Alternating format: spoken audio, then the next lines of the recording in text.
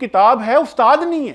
Any subject that you know, you will not be able to gain the knowledge without a teacher. بغیر استاد کے، بغیر رہنما کے، بغیر مرشد کے کوئی ہدایت نہیں ہے. کتاب اکیلی ہدایت کی ضامن نہیں ہے. ہم قرآن کے اندر سے ہی اسی بات پر کہ اللہ کیا فرما رہا ہے. اللہ فرماتا ہے اللہ نزل احسن الحدیث کتابا متشابہا مثانی. اللہ نے نازل فرمایا یہ خوبصورت کلام کہ ایک کتاب متشابہ نہ ہوتا ہے ایک جیسی ملتی جلتی، مثانی یعنی کہ رپیٹ کی گئی، بار بار دہرائی جانے والی. تقشعر منہ جلود الذین یخشون ربہم، رونگٹے کھڑے ہو جاتے ہیں اس سے ان کے جو اپنے رب کی خشیت رکھ. ثم تلین جلودہم وقلوبہم الی ذکر اللہ، اور پھر ان کی جلدیں اور ان کے دل نرم پڑ جاتے اللہ کے ذکر کی طرف. ذالک ھدی اللہ، یہ ہے اللہ کی ہدایت. یہدی بہ من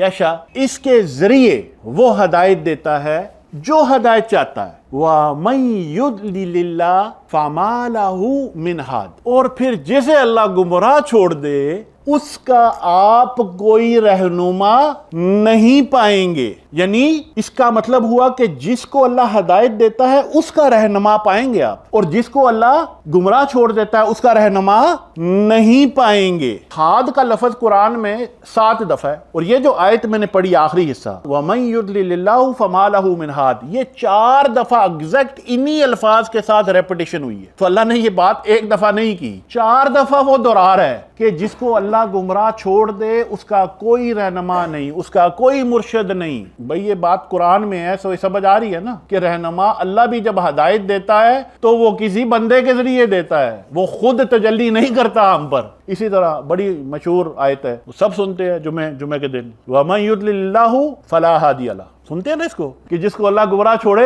اس کا کوئی ہادی، اس کا کوئی مرشد، اس کا کوئی رہنما نہیں ہے. یہ ہاد کا لفظ جب آپ ڈکشنری میں ڈالتے ہیں نا، قاموس میں، ابھی میں بلکہ آج کل تو اے آئی ہے، جیمنائی سے پوچھ لیں، چیٹ جی پی ٹی سے پوچھ لیں، گروگ سے پوچھ لیں، کسی سے بھی پوچھ لیں جو اے آئی، وہ آپ کو بتا دے گا. جو یہ آپ ہاد ڈالیں گے نا تو عربی کی ڈکشنری، عربی ٹو عربی، وہ اس کا ترجمہ کرے گی مرشد. اور پھر اللہ نے خود لفظ ہی بیان کر تو فرماتا ہے وَمَن يَهْدِ اللَّهُ فَهُوَ الْمُهْتَدِ، جسے اللہ نے ہدایت دی وہی ہدایت یافتہ ہے. وَمَن يُضْلِلْ فَلَن تَجِدَ لَهُ وَلِيًّا مُرْشِدًا، جسے اللہ نے ہدایت دی وہ ہدایت یافتہ ہے، اور جسے اللہ نے گمراہ چھوڑ دیا اے حبیب آپ کبھی بھی اس کا کوئی ولی مرشد نہیں پائیں گے. یعنی جس کا ولی مرشد نہیں ہے تو اللہ قرآن میں 1 نہیں 2 نفی 3 نفی، مطلب کہ وہ بار بار کہہ رہا ہے کہ یہ گمراہ ہے، وہ اینو تکو ہے گمراہ ہے، یہ نشانی ہے گمراہی کی. اور آپ کہہ رہے ہیں نہیں ہمیں نا اصل میں ضرورت نہیں ہے. اب آپ نے جناب یہ قرآن سے جب دلیل دی، حدیث سے دلیل دی، انہوں نے کہا جی اصل میں ہمارے مرشد جو ہے نا وہ رسول اللہ صلی اللہ علیہ وسلم. قرآن کی آیت سنا دیتے ہیں. اللہ فرماتا ہے انما انت منذر ولکل قوم ہاد، کہ اے حبیب آپ فقط خبردار کرنے والوں میں سے، آپ خبردار کرنے والے ہیں. ہر قوم کا ایک مرشد اور رہنما ہے. تسی تو کہہ رہے ہو کہ آپ صلی اللہ علیہ وسلم میرے مرشد ہیں. اللہ کہہ رہے کہ اے حبیب آپ تو خبردار کرنے والے ہیں، ہر قوم کا اپنا ہے. ان کیا کریے چپ، انہیں کہا نہیں ہم نہیں مانتے. انہوں نے کہا ٹھیک ہے جی. اب ابلیس نے بھی اللہ نے کہا تو کیوں نہیں سجدہ کرتا؟ انہوں نے کہا میں تو بہتر آئے مٹی دا بنے ہیں، میگ دا بنے ہیں.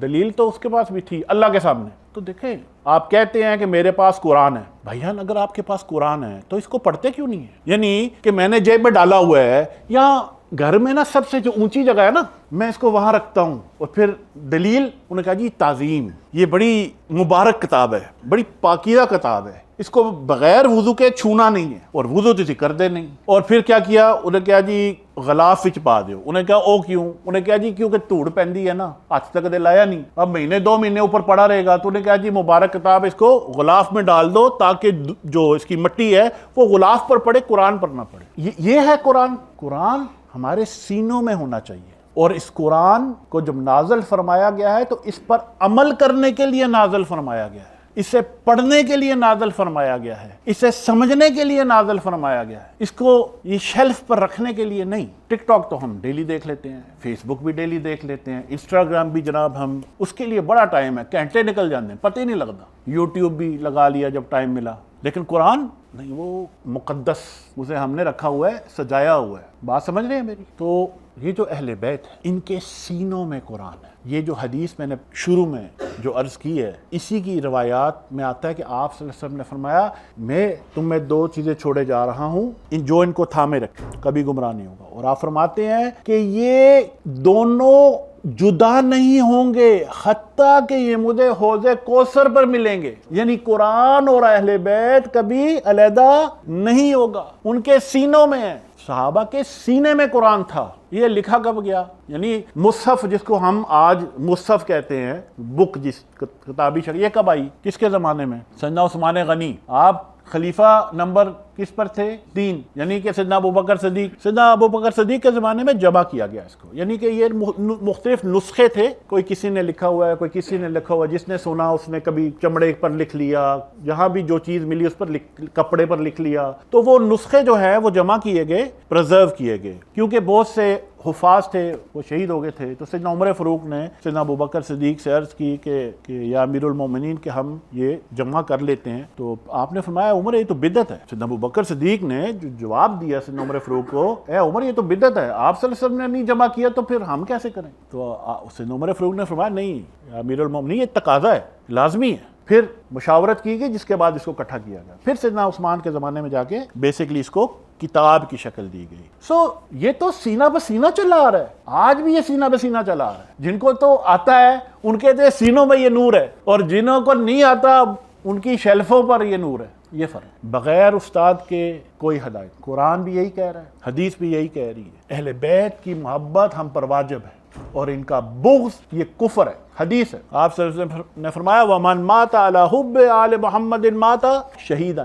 جو تو اہل بیت کی محبت میں مر گیا تو وہ شہید کی موت مرا. وَمَن مَاتَ عَلَى بُغْضِ آلِ مُحَمَّدٍ مَاتَ کافرًا. اور جو آل محمد سے بغض رکھتے ہوئے مر گیا تو وہ کافر مرا. یہ میں نہیں کہہ رہا ہوں بھائی، میں کسی کو معاذ اللہ سوچ بھی نہیں سکتا کسی کو کافر کو. یہ اللہ کے رسول فرما رہے ہیں کہ جس نے میری آل سے بغض رکھا اور مر گیا اس حالت میں، توبہ نہیں کی، تو پھر وہ کافر کی موت. یہ ہے اس اہل بیت رسول کا مرتبہ. قرآن میں آتا ہے نا وَاعْتَصِمُوا بِحَبْلِ اللَّهِ جَمِيعًا وَلَا تَفَرَّقُوا، کہ اللہ کی رسی کو تھام لو مل کر سب کے سب. وَلَا تَفَرَّقُوا، اور تفرقے میں مت پڑو، فرقوں میں مت بٹو. اور ہمارے جو ان کا جی یہ قرآن ہے، حبل اللہ کی رسی جو ہے یہ کیا ہے؟ قرآن ہے. اس کا ترجمہ عموماً ترجمہ تو نہیں، تفصیل اس طرح بیان کرتے ہیں. ترجمہ یہی ہے رسی یا تار.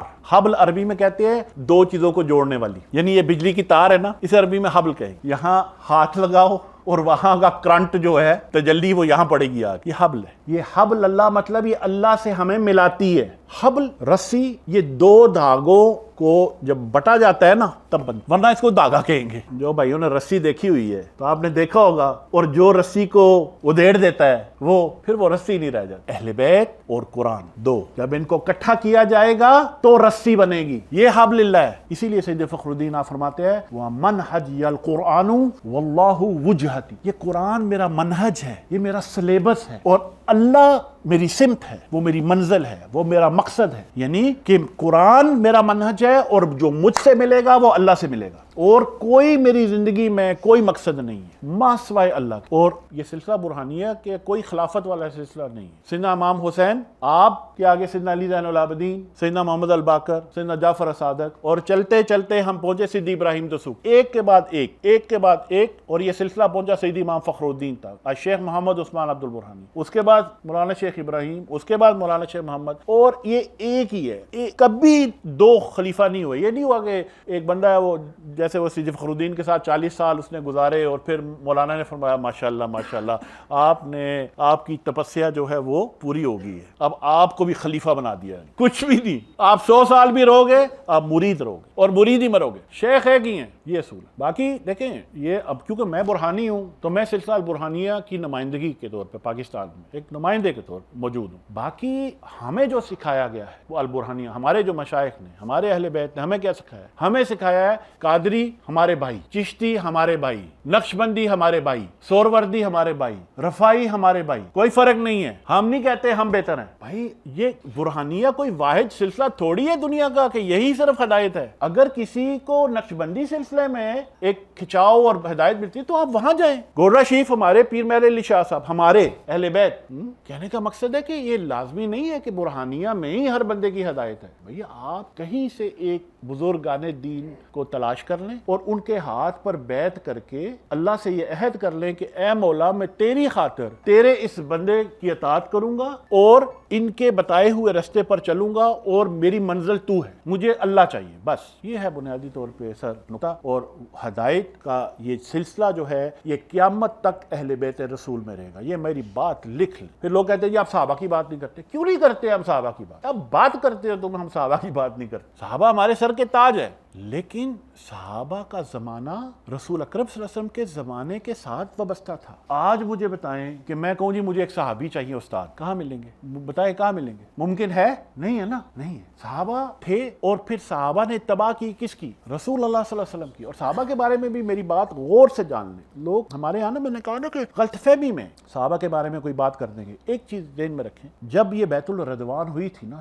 1450 صحابہ تھے اور سامنے موت تھی. احرام میں گئے تھے, آپ صلی اللہ علیہ وسلم نے خواب دیکھا کہ جی ہم عمرہ کر رہے ہیں, جناب ٹر پہ احرام باندھے, اب احرام میں ہتھیار نہیں ہو سکتے. اب جناب جا کے مکہ مکرمہ کے سامنے کھڑے ہو گئے اور 10,000 مشرک ہے, انہاں کو گھوڑے بھی, تلواراں بھی, ڈنڈے بھی, ہر چیز ہے. اور آپ سوٹیاں لے کے, یعنی کہ کینچی دی جتیاں پا کے اور 2 ٹاکیاں پا کے تسی لڑائی لڑنے تو گئے ہی نہیں تھے. لیکن جب رسول اللہ صلی اللہ علیہ وسلم نے سیدنا عثمان غنی کو بھیجا, کیونکہ آپ بنو امیہ سے تھے اور سردار قبیلہ تھا, تو آپ نیگوشیشنز کے لیے, مذاکرات کے لیے چلے گئے. افواہ پھیل گئی جی کہ انہیں شہید کر دیا. جب یہ افواہ پھیلی, آپ صلی اللہ علیہ وسلم نے صحابہ کرام کو اکٹھا کیا. انہوں نے فرمایا کہ کون ہے جو مجھ سے بیعت کر. بیعت کس کی تھی؟ موت کی, کہ مر جائیں گے, مٹ جائیں گے, لیکن سرنڈر نہیں کریں. سب سے پہلے بیعت کس نے کی؟ سیدنا ابوبکر صدیق. ہاتھ کس کا تھا؟ رسول اللہ صلی اللہ علیہ وسلم کا. اوپر ہاتھ کس نے رکھا؟ رسول اللہ صلی اللہ علیہ وسلم. دوسرے نمبر پر بیعت سیدنا عمر فاروق.